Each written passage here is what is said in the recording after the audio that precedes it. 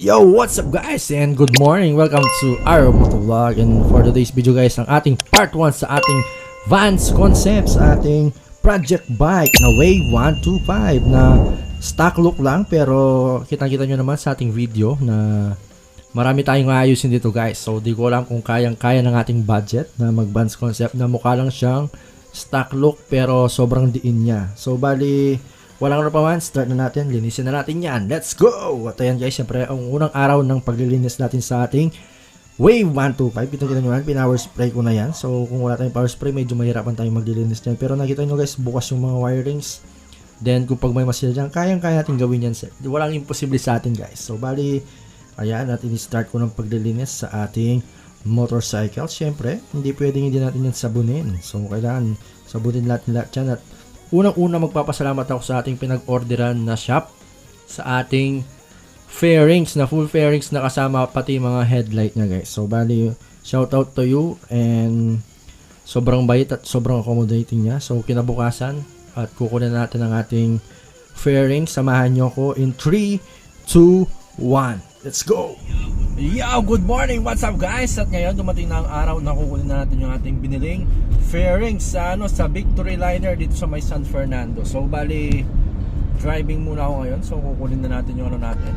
So sa ating ang tawag to, project bike, sa ating Wave 125 na Vans Concept. So di ko alam kung makakayanan ko yung gastos. So sana makayanan naman para na mabuo natin yung ating Wave 125 ko. So kaya pala bumili ako ng Wave 125 guys. Dito ako nag-start. So dito ako nahubog sa pagmumotor dahil sa Wave 125. Pwede na! So bali, doon binenta ko yon nung bumili ako ng bagong sasakyan. So bali, kala ko hindi na ako magmumotor. So bali ngayon ilan na yung mga motorcycles natin. So meron tayong ADV, meron pa na dalawang ADV, then isang ZH2. So balak ko lang bumili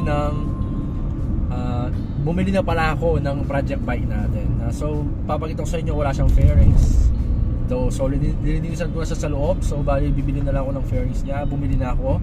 Then ngayon pupunta tayo ng Victory Liner. Samahan nyo ako at sa ating journey sa pagkuha ng ating fairings na may kasamang tail light, headlight, tsaka signal light. So bali magkakasama lahat yun guys, na isang orderan lang. So bali hindi pa alam ito ni Mrs. Bahala na mamaya pag uwi.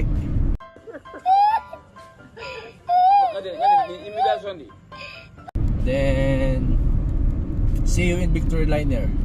Alright, drive muna ako guys. Alright, at tutuloy ko na ang aking vlog. Then okay na, dito tayo guys sa may San Fernando, Pampanga. We're heading to San Banda to, sa may Villa Barosa dito. Papunta ng intersection Jasa na Macdo.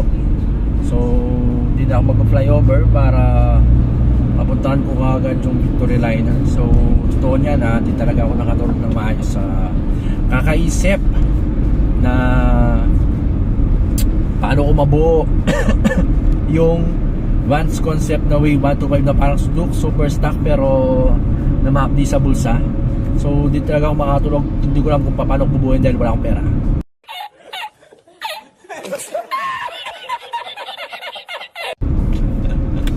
Just kidding guys, and sana maraming manood sa ating vlog na to, sa ating concept na to. Pero ipo-vlog ko siya pag natapos ko na siya. Pero ngayon tatapusin ko muna siya dun sa ating pag-unboxing siguro sa mga gamit na nabili natin. So bali kulang, marami pa siyang kulang guys. So bali bibili pa ako ng rims. Hindi ko alam yung mga hubs ko, kung sa nabili kong motor kung kaya pang i-repaint kung maganda pa o so kung pangit. So need na lang palitan, gano'n. So sana makuha pa siya pagpintura para naman makatipid tayo ng konti. So nandito tayo sa may intersection guys. At syempre tingin mo tayo driving. Syempre driving is a responsibility. Dapat mag-ingat tayo lagi dahil maraming motor na sumisingit dito. So para sigurado tayo, ayan, at nakikita ko ng Victory Liner. Excuse me po. Ayan, dito na tayo sa may Victory Liner. Ayan, so bali Signal light muna tayo ng konti. Ayan, at di ka makasingit dahil ang mga driver dito mas mahalaga ang pasahero kaysa sa mga katabing sasakyan. Yan ang mahalaga dyan. Ayan, di tayo makapag ito na tayong pangasok. Si Manong Guard, ayan, ayaw nang tumabi, oh. Ayan, ayan, ayan. Parang sa kanyang daan. Sir, palawat pa daan naman. Paano makuha yung package ko dito? Ayan, papasok na tayo. Baka guys, nagtataka kayo, ba't naka-arrow motovlog tayo? Dapat nakasasakyan. So, bali hindi, kasi nakamotor tayo. Pero, ang ano kasi ngayon, hindi pwedeng tayong magsasakyan kasi sobrang laki ng box. Isipin mo, buong fairings, tapos may kasama pang ilaw, tsaka shocks na stock. Bali, hindi natin siya pwedeng i-motor. So, ayan. Samahan nyo ako sa pagpasok dito sa loob. Ay, sa dito. Victory Liner pick up something. Dito na tayo. Ayan. Alright. Baka nandyan na yung mga natin package. Si Manong Guard. Alright. Pause ko muna. Samahan nyo ako. Alright guys. So, siyempre nakapag-fill up na tayo ng form. So, bali dito. Then, kumuha ko ng cream stub dito. Then, ayan ang ating package na binubuo ni Kuya. At tinulungan tayong mag-fill up ng form para mabilis. Ayan. Bali, check muna natin.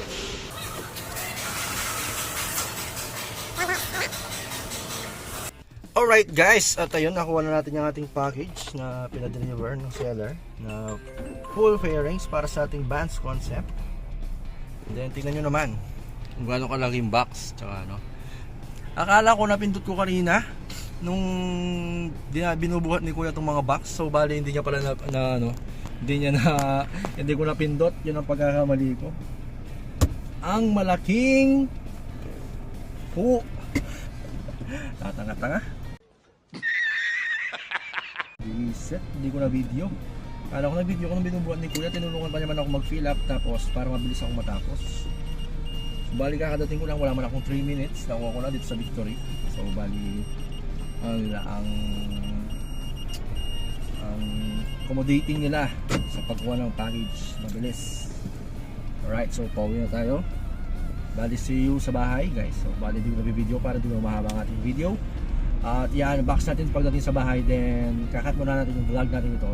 Pag ilalagay ko na lahat ng mga fairings at mga gamit ng motor, doon i-full vlog para makita natin ang ating montage. This is our motovlog.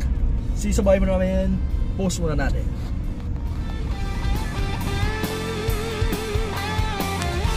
Araw mo